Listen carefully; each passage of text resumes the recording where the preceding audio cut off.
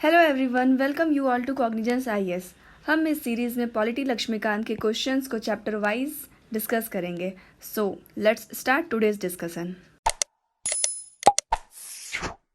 Today we will discuss the questions of Panchayati Raj, यानी कि जो हमारा पंचायती राज है तो चैप्टर नंबर 34, इसके क्वेश्चंस को हम लोग डिस्कस करेंगे आज।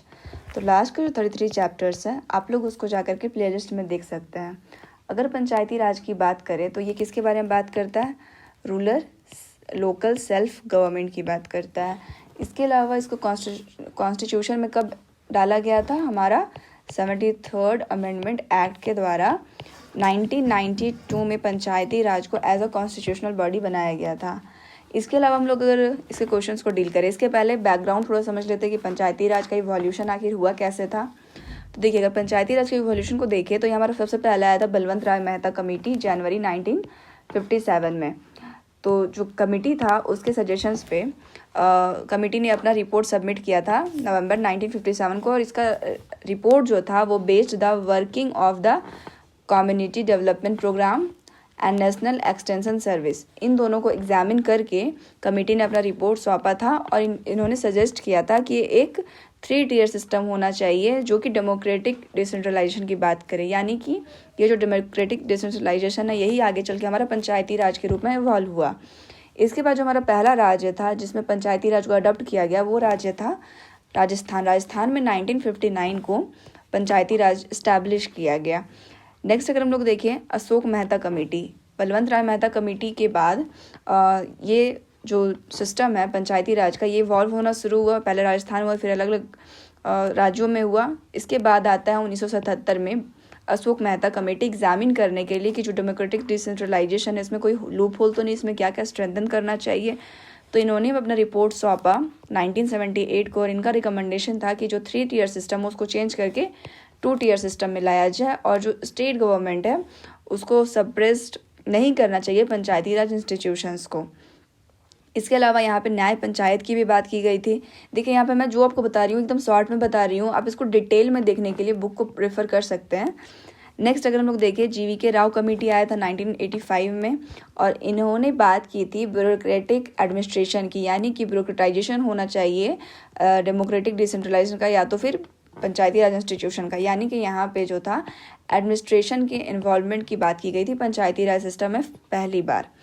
इसके बाद हमारा 3 और कमेटी आता है। पहला LM सिंघवी कमेटी था, नेक्स्ट था हमारा थुंगन कमेटी, एंड उसके बाद गाडगिल कमेटी। इन तीनों कमेटी का क्या रिकमेंडेशन था कि कॉन्स्टिट्यूशनल बनाना चाहिए PRIs को, यानी कि पंचायती राज इंस्टीट्यूशन को कॉन्स्टिट्यूशनल स्टेटस देना चाहिए। इसके अलावा जो थुंगन कमेटी और गाडगिल कमेटी था, इसका रिपोर्ट था कि रिजर्वेशन भी होना चाहिए सीट में ST SC एंड वेमेंस के लिए। इसके अलावा गाडगिल कमेटी जो था उन्होंने ये रिकमेंड किया था कि स्टेट इलेक्शन कमीशन भी होना चाहिए पंचायती राज के इंस्टीट्यूशन के इलेक्शन को करवाने के लिए। अब इस सब को इन सब के रिकमेंडेशन को देखते हुए फाइनली कॉन्स्टिट्यूशनलाइजेशन का प्रोसेस शुरू हुआ 1992 में, जो कॉन्स्टिट्यूशनल स्टेटस मिला पंचायती राज को। तो सबसे पहले राजीव गांधी गवर्नमेंट में 64th कॉन्स्टिट्यूशनल अमेंडमेंट बिल लाया गया था। लेकिन इस समय क्या हुआ था कि ये बिल लोकसभा में तो पास हो गया था, लेकिन ये राज्यसभा में अप्रूव नहीं हो पाया था। इसके बाद क्या हुआ कि VP सिंह गवर्नमेंट आई है। VP सिंह गवर्नमेंट ने भी इस बिल को इंट्रोड्यूस किया था, लेकिन आप सबको पता है कि यहाँ पे गवर्नमेंट बहुत लंबे टाइम तक नहीं चल पाई थी, और गवर्नमेंट के लैप्स के कारण, यानी गवर्नमेंट के फॉल के कारण यहाँ पे हमारा बिल भी लैप्स हो गया था। नेक्स्ट देखें नरसिम्हा राव कमेटी, जिसके टाइम पे हमारा पंचायती राज इंस्टीट्यूशन सेटअप हुआ था। देखिए यहाँ पे 1991 में नरसिम्हा राव कमेटी के द्वारा भी लोकसभा में बिल को प्रेजेंट किया गया था, एंड इसके बाद ये दोनों लोकसभा एंड राज्यसभा से अप्रूव होकर के प्रेसिडेंट कंसेंट के साथ ये 73rd कॉन्स्टिट्यूशनल अमेंडमेंट एक्ट 1992 बना, और ये फोर्स में आया 24 अप्रैल 1993 के बाद। अब यहाँ पे जब ये फोर्स में आया तो इसमें क्या क्या इंक्लूडेड था? पार्ट 9 आया इसके साथ साथ, और 11th शेड्यूल ऐड किया गया हमारे कॉन्स्टिट्यूशन में। अब जो ये 11th शेड्यूल है इसमें 29 फंक्शन आइटम की बात कही गई है, जिसके बारे में आर्टिकल 243G में बात किया गया कि क्या पावर होगा, क्या फंक्शन होगा पंचायती राज इंस्टीट्यूशंस का। अब देखिए जो मैंडेटरी था यहाँ पे जैसे ही आया, इसके बाद कुछ इंस्टीट्यूशन सेटअप हुआ, जैसे कि ग्राम सभा हो गया, 3 टियर सिस्टम को अडॉप्ट किया गया। इलेक्शन जो था मेंबर्स का, यानी कि जो ग्राम सभा में मतलब ग्रामीण स्तर पे, उसके बाद ब्लॉक स्तर पे, उसके बाद फिर जिला परिषद था। यहाँ पर जो इलेक्शन होगा वो डायरेक्टली होगा एंड जो इसके चेयरपर्सन होंगे उनका इलेक्शन इनडायरेक्ट वे से होगा। फिर रिजर्वेशन की बात की गई, यहाँ पे हम लोग SC ST एंड वेमेन की रिजर्वेशन की बात मतलब अडॉप्ट किया गया। इसके बाद पंचायत का ड्यूरेशन, अगर इसमें ड्यूरेशन को देखें तो यहाँ पे देखिए, अगर पंचायत का ड्यूरेशन 5 ईयर रखा गया, यानी 5 साल रखा गया, अगर ये अपने टर्म को पूरा करने से पहले डिसॉल्व हो जाती है या ख़त्म हो जाती है, लैप्स कर जाती है, तो यहाँ पे क्या होगा, पंचायती राज का दोबारा से इलेक्शन होगा। अब ये इलेक्शन होगा तो ये केवल उसी टर्म पीरियड के लिए रहेगी जो बचा हुआ है। यानी अगर हम लोग मान लेते हैं कि 5 साल का टर्म था और ये 2.5 साल में ही यहाँ पे पंचायती राज का वहाँ पे लैप्स हो गया, तो यहाँ पे क्या होगा, अगले 2.5 साल के लिए इलेक्शन होगा और यहाँ पे जो नेक्स्ट बनेगी वो 2.5 साल के लिए ही रहेगा। और अगर यहाँ पे अगर 6 महीना केवल बाकी होता है 5 साल पूरा होने में, अगर इस टाइम पे पंचायत स्लैब्स करती हैं तो यहाँ पे कोई ऐसा ज़रूरी नहीं है कि यहाँ पे इलेक्शन करवाया जाए अगर 6 महीना बचा हो तो। इसके बाद स्टेट इलेक्शन कमीशन होगा जो कि यहाँ पे इलेक्शन करवाएगा। और डिस्क्वालिफिकेशन का जो प्रोसेस है, कैसे यहाँ के लोग डिस्क्वालीफाई होंगे, यहाँ पे स्टेट लॉ बनाती है डिस्क्वालिफिकेशन से रिलेटेड, वो रेगुलेशन पास करती है। चलिए, ये था एक शॉर्ट में पंचायती राज के बारे में। अब हम लोग क्वेश्चंस को देखते हैं। फर्स्ट हमारा क्वेश्चन है, हमें स्टेटमेंट को देखना है और करेक्ट ऑप्शन को चूज़ करना है। तो देखिए, यहाँ पे जो हमारा स्टेटमेंट है, पहला, a panchayat elected in place of dissolved one does not enjoy the full period but remains in office for remaining period after the dissolution. यहाँ पे ये कह रहा है कि पंचायत जो इलेक्ट हुआ है वो अगर डिसॉल्व हो जाती है, लेकिन यहाँ पे ये ज़रूरी नहीं है कि वो जो डिसॉल्व होने के बाद जो नया बना है वो बाकी टाइम के लिए रहे, यानी कि जो फुल पीरियड को एंजॉय करे। ये कब तक रहेगी, बस रिमेनिंग पीरियड के लिए रहेगी डिसॉल्यूशन के बाद। तो अभी हम लोगों ने डील किया था, ये क्या आपका स्टेटमेंट, ये हमारा करेक्ट है, क्योंकि अगर 5 साल से पहले डिसॉल्व हो जाती है तो यहाँ पे अगर 2.5 साल का टर्म बाकी है तो जो नया इलेक्टेड पंचायत होगा वो 2.5 साल के लिए ही रहेगा।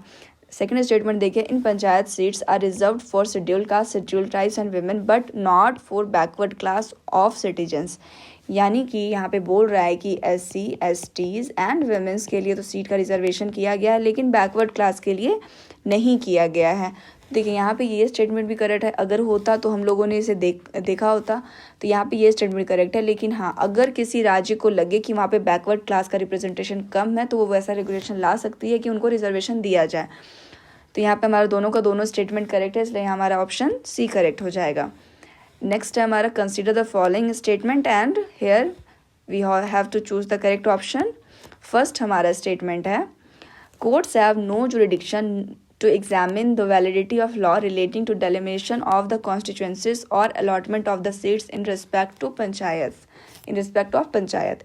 यानी कि कोर्ट्स के पास किसी भी तरह का कोई जुरिडिक्शन नहीं है उनको एग्जामिन करने का कि क्या जो लॉ है allotment of seats to panchayat, उस लॉ को एग्जामिन करने का जुरिडिक्शन कोर्ट के पास नहीं है। सेकंड स्टेटमेंट हमारा ये कह रहा है कि an election to panchayat can be called in question only by the election petition which should be presented to such authority and in such manner as may be prescribed by the state election commission. तो यहाँ पे ये कह रहा है कि जो election होगा पंचायत का, अगर उसमें कोई भी क्वेश्चन आता है इलेक्शन पिटिशन को लेके, तो वो प्रेजेंट किया जाएगा कोई अथॉरिटी के पास वैसा मैनर में जैसा manner state election commission prescribed करता है। यानी कि अगर कोई क्वेश्चन अराइज होता है इलेक्शन को लेकर, इस इलेक्शन पिटिशन को लेके, और उसको किसी अथॉरिटी के पास लेके जाना, तो यहाँ कौन प्रिस्क्राइब करेगा, वो अथॉरिटी को कौन बनाएगा, स्टेट इलेक्शन कमीशन। देखिए, यहाँ पे अगर आप लोग अपना करेक्ट ऑप्शन चूज़ करें, यहाँ पे हमारा करेक्ट ऑप्शन है वो केवल ऑप्शन 1 है। सेकंड हमारा इनकरेक्ट है। क्यों? देखिए, अगर इलेक्शन पिटीशन से रिलेटेड कोई भी मैटर आता है, वहाँ पे उस अथॉरिटी के पास जाया जाता है जो कि स्टेट गवर्नमेंट डिसाइड करे, ना कि स्टेट इलेक्शन कमीशन। तो यहाँ पे हमारा स्टेटमेंट 2 इस तरह गलत हो जाएगा। तो यहाँ हमारा करेक्ट ऑप्शन हो जाएगा option A, only 1 is correct. Next अगर देखें, कंसीडर द फॉलोइंग स्टेटमेंट, तो यहाँ पे हमें स्टेटमेंट को देखना है और यहाँ भी हमें करेक्ट ऑप्शन को चूज़ करना है। फर्स्ट हमारा क्या स्टेटमेंट कह रहा है, the 11th schedule was inserted in the constitution of India by constitution 73rd amendment act 1992। जो 11th शेड्यूल है उसको इंसर्ट किया गया हमारे कॉन्स्टिट्यूशन ऑफ इंडिया में, किसके द्वारा, 73rd अमेंडमेंट एक्ट 1992 के द्वारा। तो अभी हम लोगों ने डील किया, ये आपका क्या ऑप्शन, ये हमारा करेक्ट है। क्योंकि यहाँ पे 11th schedule plus 9th part में इसको ऐड किया गया था। नेक्स्ट हमारा the 11th schedule of the constitution of India corresponds to article 243W of the constitution of India. ये कह रहा है कि जो 11th शेड्यूल है कॉन्स्टिट्यूशन का वो किसके साथ करस्पॉन्ड कर रहा है, यानी कि उसमें किसके बारे में डील किया गया, 243W के बारे में। तो अभी हम लोगों ने क्या डिस्कस किया था, यहाँ पे किसके बारे में डील किया गया है, 243G के बारे में।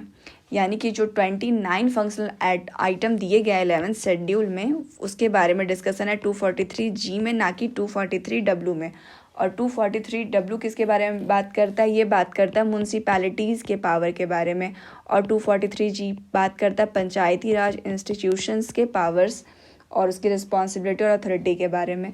तो ये हमारा ऑप्शन ए करेक्ट हो जाएगा। नेक्स्ट अगर देखें तो हमें यहाँ पे स्टेटमेंट को देखना और करेक्ट ऑप्शन को चूज़ करना है। फर्स्ट हमारा स्टेटमेंट है according to article 243D 1/3 of the seats are reserved for the schedule caste and schedule tribes in every panchayat. यानी कि आर्टिकल 243D के तहत 1/3 सीट है वो रिजर्व है किसके लिए, शेड्यूल कास्ट के लिए और शेड्यूल ट्राइब के लिए हर एक पंचायत में। देखिए यहाँ पे अगर आप फर्स्ट स्टेटमेंट को सही से देखें, नेक्स्ट अगर हम लोग देखें not less than 1/3 of the total number of seats reserved for SCs, STs in every panchayat are reserved for women belonging to the scheduled caste or as the case may be the scheduled tribes। यानी कि 1/3 total members का जो seat reserved है SCs और STs के लिए हर एक पंचायत में, उसका भी 1/3 बिलोंग किसको करना चाहिए, वैसे वुमेंस को जो schedule caste and schedule tribe से बिलोंग करती है। नेक्स्ट हमारा स्टेटमेंट है not less than 1/3 of total number of offices of chairperson in panchayat at each level are reserve for women. यानी कि जो पंचायत का 3 लेवल है हमारा, उसमें भी 1/3 रिप्रेजेंटेशन होना चाहिए, यानी कि 1/3 जो है रिजर्वेशन होना चाहिए वेमेंस के लिए। थर्ड स्टेटमेंट में हमारा ये कह रहा है। तो देखिए हम लोगों को नहीं पता है कि आर्टिकल 243D किसके बारे में डील करता है, अगर हमें नहीं भी याद है तो, लेकिन हम लोगों को ये पता है कि यहाँ पे 1/3 रिजर्वेशन के बारे में बात किसके बारे में की गई है, विमेंस के रिजर्वेशन के बारे में। तो यहाँ पे SCs एंड STs के बारे में जो भी डिसीजन होता है वो डिपेंड करता है कि उनका प्रोपोर्शन क्या है उस स्टेट में या उस पंचायती राज मीन्स वो ग्राम में, वो गाँव में या उस एरिया में, वो डिस्ट्रिक्ट में कितने शेड्यूल कास्ट के लोग हैं, कितने शेड्यूल ट्राइब के लोग हैं, उनके प्रोपोर्शन के अकॉर्डिंग डिसाइड होता है। लेकिन हाँ 1/3 जो डिसीजन है, 1/3 रिकमेंडेशन है विमेंस के रिजर्वेशन के लिए। तो हमारा फर्स्ट स्टेटमेंट इनकरेक्ट हो जाएगा और आप फर्स्ट का एलिमिनेट करने के साथ A, C and D eliminate हो जाएगा, यानी कि हमारा second option and third option सही है। यहाँ पे 1/3 रिजर्वेशन दिया जाता है विमेंस को इलेक्शन के टाइम में भी, और उनका चेयरपर्सन बनने के टाइम में भी 1/3 रिजर्वेशन है इनके पास। फिफ्थ हमारा देखते हैं On which of the following subject does the Finance Commission of State constituted under the Part 11 of the Constitution of India make recommendation to the Governor। यानी कि जो Part 11 है उसके तहत फाइनेंस कमीशन किन किन बातों के लिए स्टेट गवर्नर को रिकमेंडेशन दे सकती है। फर्स्ट हमारा है distribution between the state and the panchayats of the net proceed of the taxes bye the state. यानी कि जो टैक्स होंगे उसको कैसे डिवाइड करा जाए स्टेट और पंचायत के बीच में। सेकेंड है हमारा determine of the taxes which may be assigned to the appropriated by the panchayat. यानी कि वैसा टैक्सेस को डिसाइड करना जो कि पंचायत के द्वारा अप्रोप्रिएट किया जाए और असाइन भी किया जाए। एंड थर्ड है हमारा grant in aid to the panchayat from the consolidated fund of the state. यानी कि ग्रांट इन एड जो पंचायत को दिया जाए कंसोलिडेटेड फंड ऑफ स्टेट के अंडर। तो देखिए यहाँ पे अगर हम लोग देखें फाइनेंस कमीशन जो है वो रिकमेंड कर सकती है गवर्नर को इन तीनों के बारे में। यानी कि इसके अलावा एक और क्राइटेरिया है जो कि फाइनेंस कमीशन क्या कर सकती है, कॉन्स्टिट्यूट कर सकती है ऐसा फंड को जो क्रिएट करता है कोई ऐसा फंड हो जो कि मनी को क्रेडिट करे। यानी कि पंचायत का जो भी पैसा आता है वो एक फ़ंड के तहत जाएगा। तो ऐसा फंड क्रिएट करने का भी अथॉरिटी है फाइनेंस कमीशन को। तो ये 4 अथॉरिटी दी गई है। तो यहाँ पे हमारा ऑप्शन 1, 2 एंड 3 तीनों का तीनों करेक्ट हो जाएगा, यानी ऑप्शन ए करेक्ट होगा। नेक्स्ट देखते हैं question number 6, which one of the following is not correct. देखिए हमसे यहाँ पूछा गया कौन यहाँ पे सही नहीं है। तो फर्स्ट हमारा स्टेटमेंट है part 9 of the constitution of India pertaining to the panchayats provided for setting up of a finance commission। यानी कि पार्ट 9 में क्या बताया गया है कि एक पंचायत को सेटअप करना है, यानी पंचायत के अंदर एक फाइनेंस कमीशन को सेटअप करना है। बी है हमारा part 9 of the constitution of India pertaining to panchayat provided for the vesting all election to the panchayat in the state election commission. यानी कि जितना भी इलेक्शन होगा पंचायत का वो पावर है इलेक्शन करवाने का स्टेट इलेक्शन कमीशन के पास। नेक्स्ट है हमारा part 9 of the constitution of India pertaining to the panchayats provided for reservation of post of chairperson and at the village level or any other level for the scheduled caste, scheduled tribes and women। यानी कि part 9 में ये भी कहा गया है कि reservation हो सकता है पोस्ट ऑफ चेयरपर्सन के लिए विलेज लेवल में भी और किसी भी लेवल में scheduled caste, scheduled tribe and women के लिए। एंड लास्ट है हमारा organisation of village panchayat is not included in directive principle of the state policies. देखिए यहाँ पे ऑर्गेनाइजेशन ऑफ विलेज पंचायत, अगर आपने इस चैप्टर को नहीं पढ़ा है, आपने केवल डीपीएसपी का चैप्टर को पढ़ा है, तो यहाँ हम सबको पता है कि आर्टिकल 40 में बात की गई है डिसेंट्रलाइजेशन की। तो यहाँ पे डिसेंट्रलाइजेशन में विलेज पंचायत आता है। ये देखिए कौन सा प्रिंसिपल है हमारा, गांधीयन प्रिंसिपल के अंडर आता है आर्टिकल 40, जिसमें की बात की गई है कि विलेज को भी कुछ ना कुछ अथॉरिटी दी जाए। तो यहाँ हमारा ऑप्शन डी, यहाँ पे नॉट पूछ रहा है इसलिए ऑप्शन डी करेक्ट हो जाएगा क्योंकि ये इंक्लूडेड है डीपीएसपी में। यहाँ पे देखिए पार्ट सी की बात, थर्ड स्टेटमेंट की बात करें तो यहाँ पे जो वेमेन है, SC ST है, तीनों को यहाँ पे रिजर्वेशन दिया जाता है सारे लेवल में चेयरपर्सन के पोस्ट पे। हाँ, लेकिन वेमेन को 1/3 दिया जाता है, लेकिन बाकी दोनों schedule caste and schedule tribe के बारे में नहीं पता। वो डिपेंड करता है कि वहाँ पे स्टेट क्या करे, उनके प्रोपोर्शन पे डिपेंड करता है। नेक्स्ट हमारा क्वेश्चन नंबर 7 है 73rd amendment of the constitution of India provides for, यानी कि 73वां संविधान संशोधन जो है वो क्या प्रोवाइड करता है। तो हमारा फर्स्ट स्टेटमेंट है 2 tiers of Panchayati institution at the village and district level, 2 tiers of Panchayati institution at the village and block level. Third है हमारा 2 tier Panchayati institution at the block and district level. And D हमारा 3 tier Panchayati institution at village, block and district level. तो देखिए एकदम simple सा question था, option इसका बहुत सिंपल है।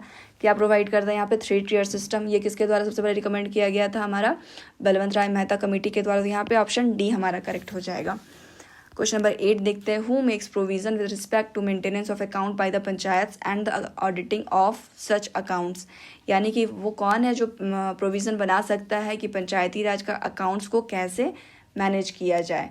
तो देखिए यहाँ पे जो अथॉरिटी होती है वो होती है फाइनेंस कमीशन के पास, कि वो पंचायत का जो अकाउंट है उसको कैसे ऑडिट करना है, उसको कैसे मेंटेन करना है। तो हमारा finance commission of concern state हो जाएगा, ऑप्शन ए हमारा करेक्ट हो जाएगा। नेक्स्ट देखिए, the state election commission can be removed. जो स्टेट इलेक्शन कमीशन है उसको किस प्रकार से रिमूव किया जाता है। तो यहाँ पे फर्स्ट हमारा by the governor of the state, second हमारा by the state assembly, third हमारा through an order issued by the chief minister, and last हमारा through a procedure similar to that of the removal of the जज of a high court. देखिए यहाँ पे जो state election commission है उनको भी रिमूव करने का प्रोसेस सेम है जैसा कि हमारा जज ऑफ अ हाई कोर्ट को रिमूव करने का प्रोसेस है। यानी कि हमारा यहाँ पे रिमूव ऑप्शन डी करेक्ट हो जाएगा, through a procedure similar to that for removal of the जज ऑफ द हाई कोर्ट। देखिए इसके बारे में डिटेल में दिया गया है कि हाई कोर्ट के जज को कैसे रिमूव करते हैं। तो इसके बारे में मैंने उस चैप्टर में भी डील किया, वहाँ से जाके इसको देख सकते हैं। Without wasting time question number 10 पे देख जाते हैं हम लोग। Consider the following statement, in the post 73rd amendment era there has to be decentralisation of. यानी कि जब 73वां संविधान संशोधन के बाद किस किस तरह का डिसेंट्रलाइजेशन हुआ इंडिया में, आपको ये बताना है। हमारा ऑप्शन करेक्ट कौन सा होगा। देखिए फर्स्ट हमारा स्टेटमेंट है डिसीजन मेकिंग पावर, सेकेंड है हमारा system as a whole, third है हमारा जुडिशियल पावर, एंड फोर है हमारा एडमिनिस्ट्रेटिव पावर। देखिए यहाँ पे जो फर्स्ट है डिसीजन मेकिंग पावर, यहाँ पे decision making power common sense की बात है कि यहाँ पे पंचायती राज में जब इलेक्ट होंगे लोग तो डिसीजन लेने का तो उनको अधिकार दिया ही जाएगा। तो फर्स्ट तो हमारा करेक्ट है, तो ऑप्शन सी एलिमिनेट कर दीजिए। सेकेंड हमारा सिस्टम एज अ होल, पूरे सिस्टम का डिसेंट्रलाइजेशन हुआ, यानी कि जो डेमोक्रेसी है उसमें सिस्टम का डिसेंट्रलाइजेशन हुआ ही, तो सेकेंड भी हमारा करेक्ट है, तो ऑप्शन डी एलिमिनेट हो गया। देन हमारे पास आता है थर्ड एंड फोर्थ, तो मोस्ट अप्रोप्रिएट आंसर यहाँ पे हो जाएगा एडमिनिस्ट्रेटिव पावर।